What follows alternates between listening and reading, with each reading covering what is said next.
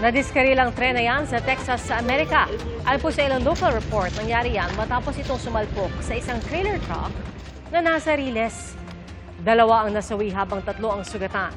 Nasira rin ang gusali ng Chamber of Commerce. Patuloy ang investigasyon sa nangyaring disgrasya. Lumagda sa isang kasunduan ng COMELEC at NBI para labanan ang iba't ibang paglabag sa election rules. Isa raw sa inaasahan ng COMELEC ang talamak na vote buying sa 2025. Saksi, si Maki Pulido. Ang bilihan ng boto parang singtanda ng halalan sa bansa at hindi maiiba sa parating na 2025 elections. Ini-expect natin sa darating na halalan, magiging talamak ang pamimili. Nagagamit na ang payment platforms ngayon sa bilihan ng boto. Pero tingin ni Garcia, sa 2025 elections, mas personal ang magiging abutan ng pera. Alam na raw kasi ng vote buyers na minomonitor na ito ng mismong payment platform na agad ire-report sa COMELEC. Pag ikaw nagpadala sa 20 tao at mahigit sa isang araw, sa isang transaksyon, pipresyong ka namin na engage sa vote buying. Sa pag-aaral daw ng Okta Research, hindi nagbebenta ng boto ang karamihan sa mga Pinoy. Pero kalimitan ang mga mahihirap na botante ang sinasamantala ng mga politiko.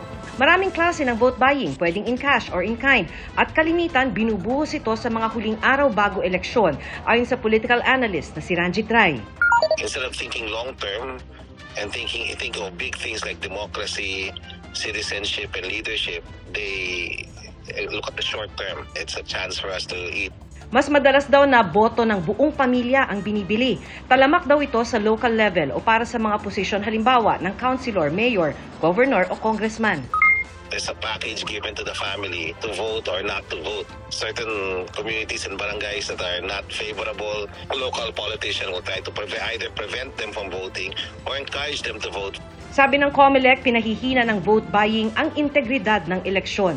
Kaya nilagdaan ang Memorandum of Agreement sa pagitan ng COMELEC at NBI para mabantayan di lang ang vote buying, kundi iba pang paglabag sa election rules. Hindi ko sasabihin sa inyo ang gagawin naming action dahil malalaman na nila.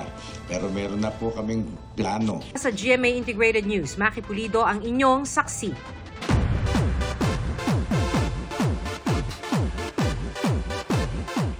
Barkada gula na sa Enero sa pagsisimula ng mga batang riles. Dito kami pinalaki, dito kami lalaban. Present sa media conference ang cast na sina Miguel Tan Felix, Cocoy De Santos, Bruce Roland, Rahil Birria at Antonio Vinzon. At full support din ng GMA Network Entertainment Group sa panguna ni Senior Vice President Lilibeth Rasanable at iba pang executives. Ibinahagi ng mga bida ng serye ang mga dapat abangan sa programa. May kanya-kanya kaming kakayanan. Ako, masishare ko lang ano ako dito tech savvy. Muay Thai and yun po, boxing. Sample? Huh?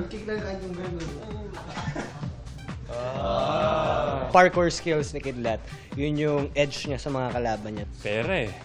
Pera yung specialty ni Matos dito eh. Pera pero kung di pera, wrestling.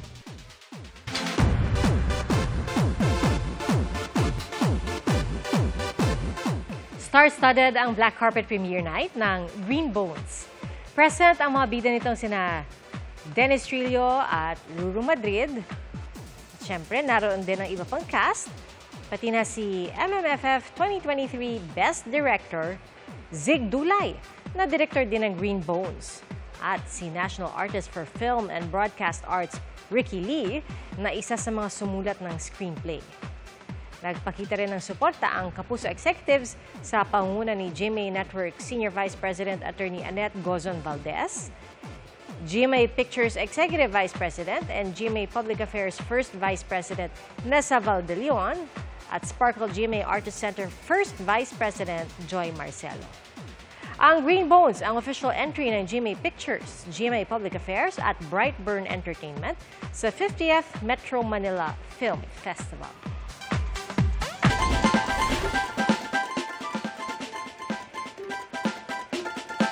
Ilang araw bagong Noche Buena, samut-saring pagkaing Pinoy na ang naunang bumida, gaya ng uber sarap na ube.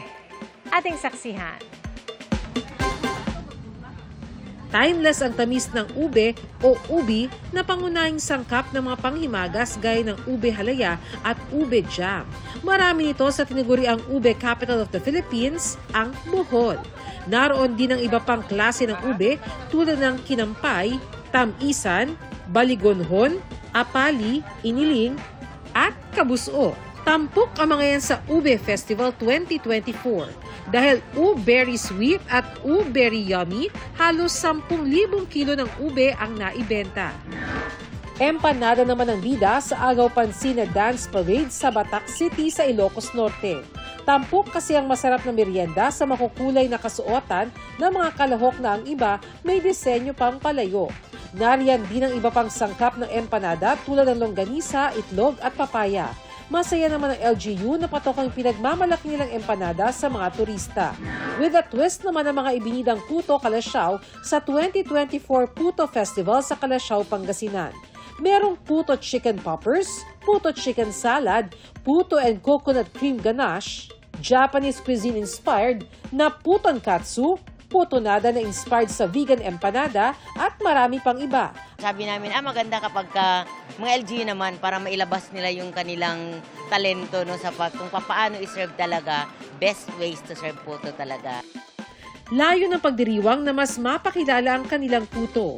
Para sa GMA Integrated News, ako si Bernadette Reyes, ang inyong saksi. Mga kapuso, 5 araw na lang.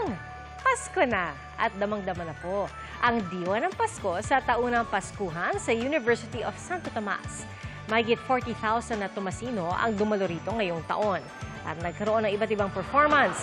May carnival games din at libreng pagkain para sa mga estudyante. At kinagigiliwan naman sa Batangas ang Dancing Fountain sa bayan ng San Jose. Sinabayan pa ito ng animated laser lights show at ng iba't ibang Christmas songs. Mapapanood pa ito hanggang December 24. Sa Bonggao, Tawi-Tawi naman, may pakulo ang mga polis na festive na, sustainable pa.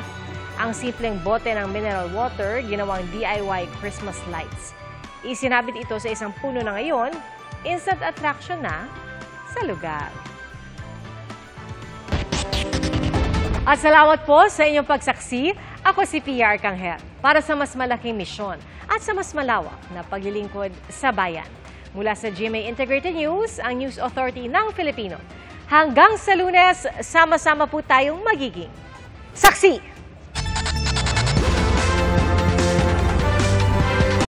Mga kapuso, maging una sa saksi. Mag-subscribe sa GMA Integrated News sa YouTube para sa iba't ibang balita.